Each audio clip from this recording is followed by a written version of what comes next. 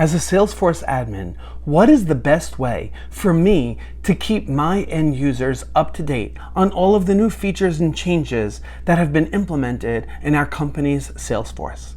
That's the question I'm going to answer in this video. Welcome to the Brainiate Show, where we talk about all things Salesforce, sharing the coolest features, solutions, and best practices to turn you into a Salesforce rockstar. Here's your host, former attorney turned Salesforce consultant, trainer, and MVP, David Giller.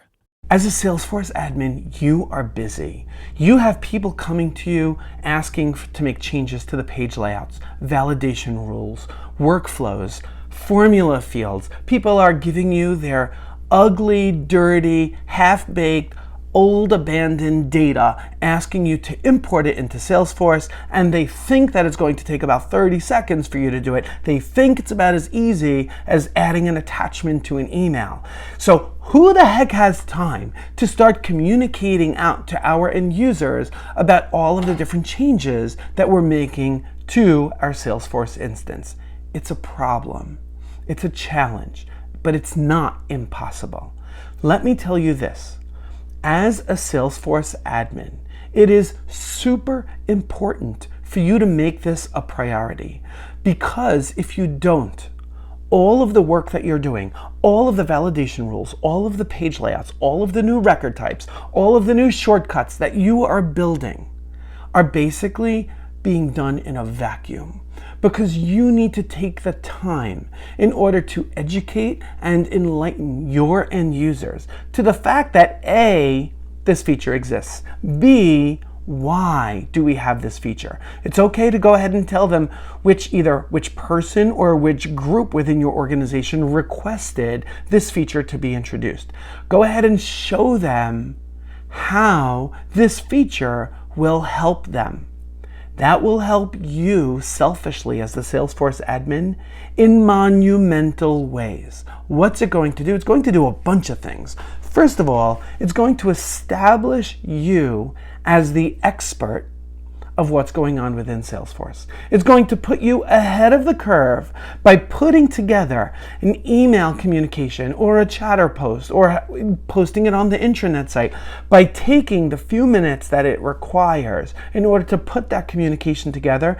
You will have eliminated a lot of noise, of unnecessary questions that people would be asking you otherwise repeatedly of, hey, what happened to my page layout? Hey, what happened when I used to be able to hit save without putting in someone's last name? What happened? How come it's required all of a sudden? You could avoid all of that noise by taking a couple of minutes and putting together the documentation, the communication piece that you're going to share with your end users.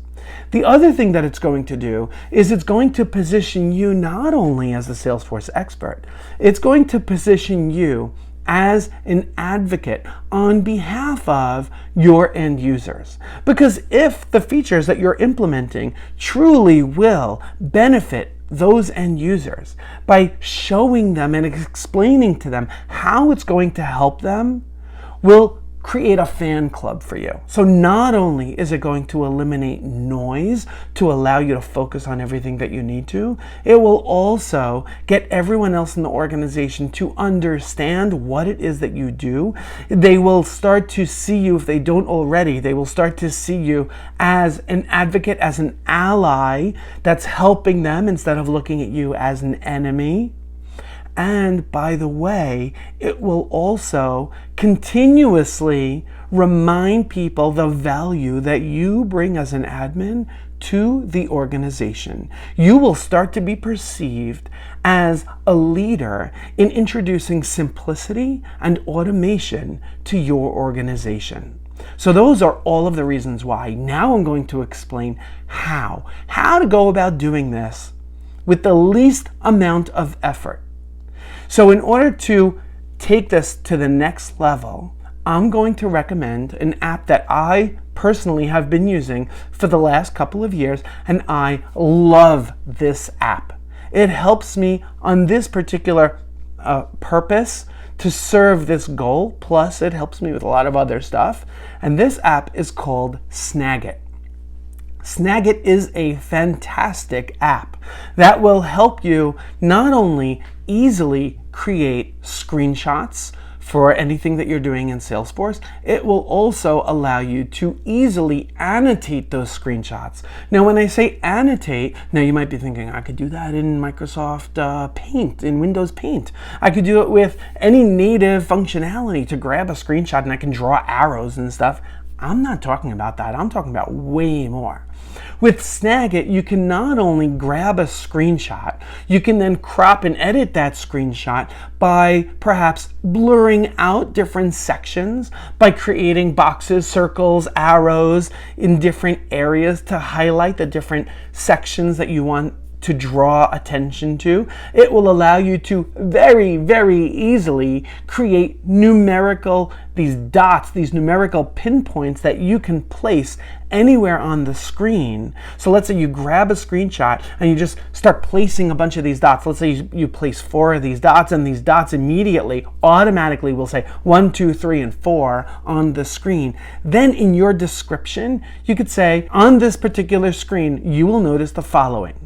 And then you start putting together your list.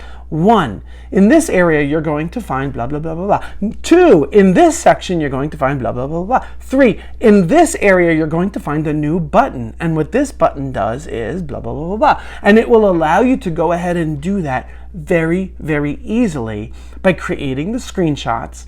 And then, by the way, you can also then combine multiple screenshots if you wanted to. I typically don't bother doing that. I just cut and paste that screenshot into a Microsoft Word document, into Chatter, into an email that I'm sending out. Now, the other thing that Snagit allows you to do, and this is super powerful and super efficient, it allows you to create a screen recording. And I personally think that a lot of times this is even way easier than grabbing the screenshots. By creating the screen recording, you can use a microphone. So imagine you're wearing a headset and a boom mic, or you have any other type of external mic that's close to your mouth, or you can use the lapel mic that I'm using right now. And you start off the video showing your own face and explaining, hey guys, I just want to show you a new feature that we recently rolled out, and this was requested by Joe in the finance team, and here's why he requested it in order to solve this particular problem. So watch now, and I'm going to show you exactly how it works. You press a button in Snagit, and what it does is it totally flips the screen. So instead of showing the camera, it's now showing your screen, and you're continuing to narrate while showing your screen, and it captures the cursor movements that you're doing on the computer. So you could say, okay, so over here on the left-hand side, you're now going to see this new button or this new feature. And when you click on it, watch what happens on my screen. When you click on it, it brings you this pop-up window. And now you can see that the following fields are required, and those are indicated by a red asterisk. And then you hit submit, and voila, the magic that I implemented is here. Go ahead and let me know if you have any questions. So you can create that type of video recording, and then if you're using something like Dropbox or Google Drive or Box, you can go ahead and upload that video recording to any of those cloud-based storage solutions, and then simply take the URL for that video and go ahead and include that in your Chatter post, in your email that you're sending out to everyone on the team, in your intranet post, wherever it is that, by the way, I'd say go on all cylinders. Post it everywhere. Go ahead and spam your internal users. It's okay to spam them. You know why? Because you are giving them information that will help them and will help them be more efficient. And not everyone is looking at Chatter, and not everyone is looking at their email, and not everyone is looking at their intranet site. So you need to hit them on all channels. So go ahead and create that content once, and then simply repost it on all of the different communication channels that are appropriate, that are being used within your organization. I hope you found that helpful. Go ahead and drop me a note if you've got any questions. I'm looking forward to seeing you in the next video. Bye-bye.